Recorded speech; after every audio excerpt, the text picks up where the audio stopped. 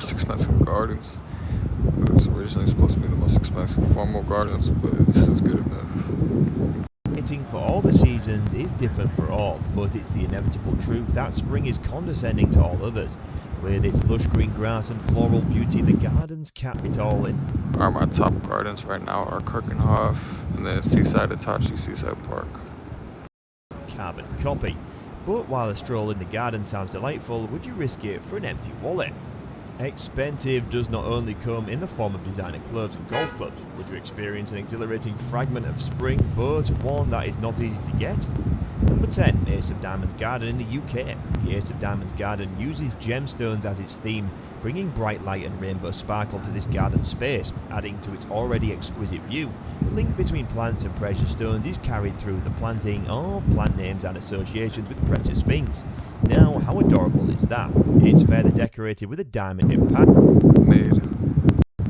Seating area reached by a curved path of gold, each paving stone, the link in a pendant chain. The whole space is backlit by walls cut from a rock face of amethyst and quartz, to add a shining called Farah Baksh, which translated to delightful. Encircled by tall trees of chinar and many colourful flowers, the Shalimar Bagh presents tourists with a serene environment. It also boasts a beautifully designed canal that runs through the centre of the garden, This one is kind of made also, I ain't gonna lie. enhancing its charm.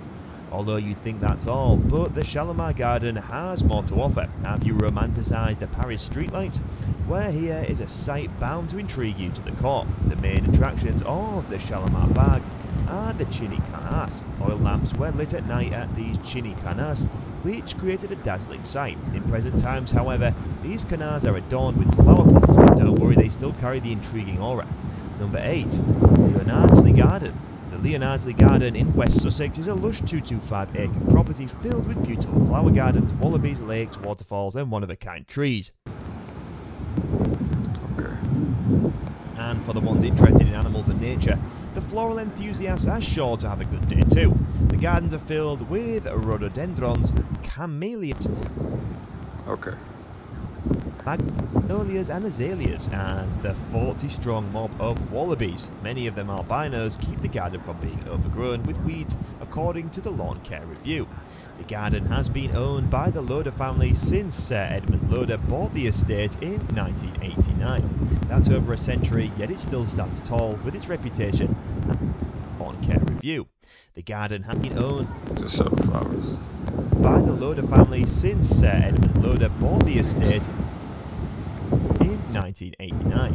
That's over a century, yet it's still lot for sale as the Loaders sold the Italianate Manor in the 1980s. It's currently for sale at £2.75 million, US $4.2 million, and is being Bro, that's like nothing for speculated that the same billionaire has set his sights on the property as well.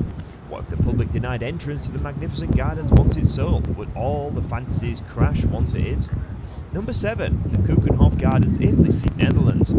This garden in Europe has to have its own authoritative charm to represent an entire continent, right? It does. The garden is one of the largest in the world and valued at $21 million.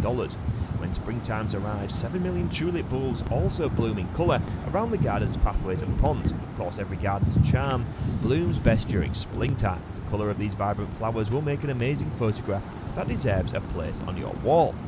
Number 6. The Garden of Cosmic Speculation, Scotland. Enough about flowers and rainbows. Have you seen a garden solely inspired by mathematical and science concepts? Let this be a first.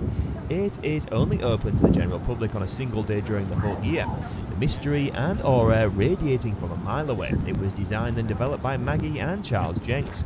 It has a built-in beautiful geometric pattern, steel structures, chessboard alleys, which are also enhanced with flowers, trees and lakes, as well to complete the whole look of this garden. Unfortunately, future Newtons, this garden has things far from an apple tree. It's also a very colourful and amazing garden which is located in Scotland.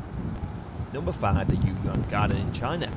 This garden is a must visit when you decide to explore a wonder of the world, Bering country. The Yu Garden used to be a private garden of the Pan family in the Ming Dynasty. The garden is unique in its design. It perfectly blends decorative halls, elaborative pavilions, Somewhere to say U Garden, Pan family. Glittering pools, zigzag bridges, pagodas, archways, and impressive rockeries.